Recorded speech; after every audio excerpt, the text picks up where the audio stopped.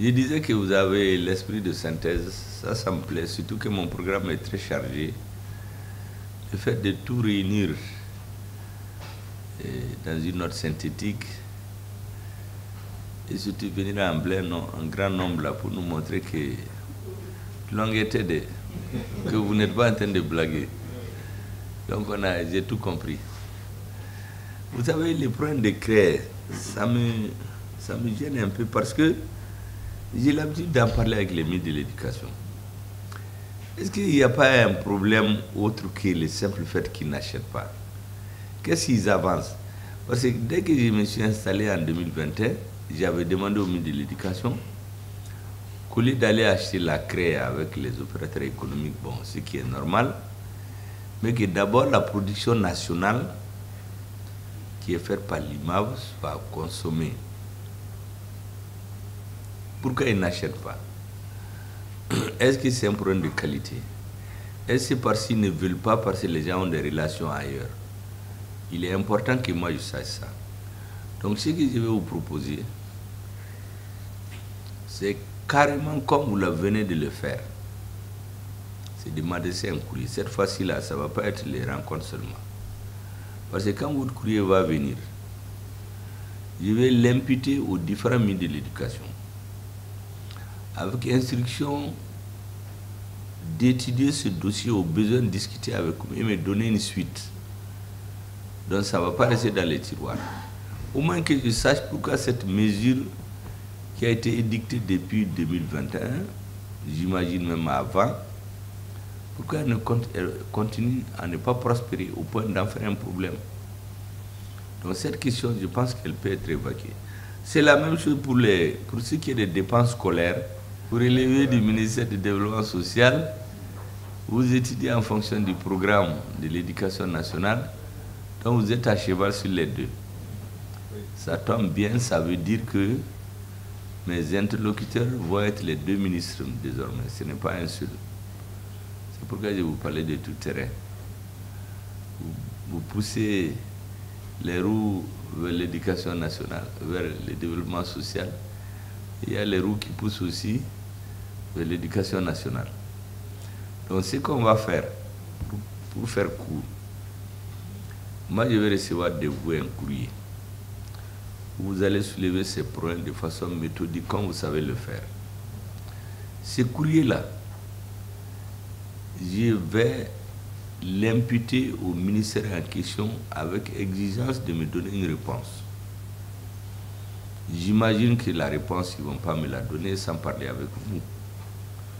Parce que c'est en fonction de cette réponse que moi je vais parler avec mon chef aussi, le chef de l'État, pour voir ce que nous pouvons faire pour alléger les charges de cette couche de notre population, j'allais dire cette couche sensible. Vous savez, moi je suis très observateur de ce qui se passe. Vous savez, le handicap visuel, c'est l'un des plus grands handicaps dans la vie de l'homme. Un homme qui a l'handicap visuel, a besoin, comme tous les hommes et femmes handicapés, mais de façon particulière, il a besoin de l'attention des gens. Et lorsqu'il fait des efforts pour travailler, il dit, je ne viens pas mendier, je veux que vous achetiez le fruit de mon travail pour me permettre de vivre. Je pense honnêtement, pour parler terre à terre, il y a à boire à manger ici. Il n'y a pas de quoi s'opposer à ce que vous demandez. Maintenant, notre État aussi, vous connaissez l'état dans lequel on est, avec une lutte implacable et acharnée contre le terrorisme aujourd'hui. Souvent, c'est une raison pour faire expliquer beaucoup de déficiences. Mais ce que vous demandez, j'imagine, je ne sais pas, je ne connais pas les détails du dossier, n'est pas au-dessus des moyens d'un État. Surtout que d'après ce que vous venez de m'expliquer, vous avez 3 grands centres où vos gens étudient à Bamako, à Gao et à Ségou. Donc la prise en charge des 3 grands centres, ça doit être possible. Mais comme je ne connais pas ce dossier, parce que moi je suis un peu surpris, j'ai reçu votre délégation en début de mon exercice de fonction. À peu près les mêmes problèmes ont été posés. Nous avions pris des engagements. J'en ai parlé au président parce que moi j'essaie d'être très transparent. Tout ce que je dis avec les gens où ils demandent, je me réfère à lui. Donc, je suis un peu surpris qu'à la date d'aujourd'hui encore, on pose les mêmes problèmes. Donc, comme je vous l'ai dit, cette fois-ci, on va les suivre de façon plus rapprochée. Parce que quand je vais avoir votre courrier cette fois-ci, il ne faudrait pas que les baga-baga que vous faites là, vous êtes venus en grand nombre là, que ça soit un feu de paille. Il faut qu'on sente que vous avez tapé fort. Vous savez, comme on dit en matière de communication, on dit un clou là, il faut toujours le taper pour qu'ils aillent plus loin. Il ne faut pas le taper chez un qui quoi. Donc je crois que vous êtes venus faire ça et nous on va essayer de faire ce qu'on peut. Monsieur le Président, je vois que vous avez le courrier que vous souhaitez me remettre. Oui, c'est sûr. Et je vais donner à un de mes conseillers, ils vont le déposer au secrétaire. Il y a une lettre qui l'accompagne. Oui, on a fait un TDR par rapport au... Non, moi je veux une lettre de votre bureau signée de vous, annexée à ces choses-là. Et j'aurai un document qui va servir de base. C'est ce document qui va être transmis in extenso au ministère de l'Éducation nationale, au ministère du Développement social, avec obligation de suite à donner. Et pour donner cette suite, j'imagine qu'ils vont parler avec vous. Et en fonction de ça, moi je vais en parler avec qui de droit pour voir exactement qu'est-ce qui peut être fait.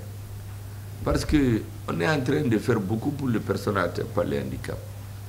On achète des motos, on achète beaucoup de choses, mais il faudrait que vous aussi, vous puissiez bénéficier d'un certain égard de l'État. Vous savez, une fois, j'ai dit à mes collaborateurs d'aller au marché.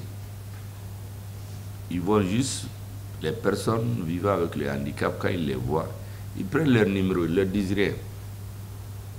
Eux-mêmes, ils ne savent pas pourquoi. Et chez nous aussi, beaucoup ne savent pas. Pourquoi ne viennent pas dire que c'est une affaire de parenté? Donc, quand on a acquis les engins pour eux, on a cherché les numéros, on les appelle. Il y a quelqu'un qu'on réveille le matin, on lui dit qu'il est recherché par un conseiller du Premier ministre. Il vient ici, comme il peut, et puis il retourne sur sa moto pour qu'il y ait le maximum de transparence. Et donc, vous aussi, les personnes atteintes par les handicaps visuels, vous aurez besoin d'un certain égard de l'État. Et voir ce que l'État peut faire pour vous, sans promettre qu'on va tout régler. Parce que souvent, on peut tenir des bons discours pour vous faire plaisir, surtout quand vous venez en grand nombre à Kambagabaga. Si on a peur là, on va vous dire que si on gagne, après, moi je ne veux pas de ça. Ce que je veux, je reçois votre courrier dès demain. Dès demain, je vais l'envoyer au ministre en donnant un délai relativement court pour que j'ai une réponse. Et en fonction de ça, on vous dira la suite. Voici, Monsieur le Président, j'aime beaucoup la façon succincte dont vous avez posé votre dossier. Et nous aussi, nous en avons parlé de façon succincte. Ça va nous permettre d'avancer parce que beaucoup ne savent pas. Le Premier ministre a beaucoup d'audience les après-midi. Parce que le principe chez nous, c'est qu'il faut répondre à tout ce que les citoyens demandent. Pour qu'à la fin de la transition, en connaît les handicapés visuels, nous transition nous aussi, on a senti l'attention de l'État auprès de nous. Si on arrive à faire ça, je pense qu'on aura fait notre œuvre utile. Et puis ceux qui viendront après, bon, ils continueront. Parce que comme je vous ai dit, l'État est une continuité. Nous, on ne sera pas là demain, mais ceux qui vont diriger la transition, ceux qui viendront après, ils seront là, ils seront vos interlocuteurs. Vraiment, Monsieur le Président, c'est ce que je voulais vous dire.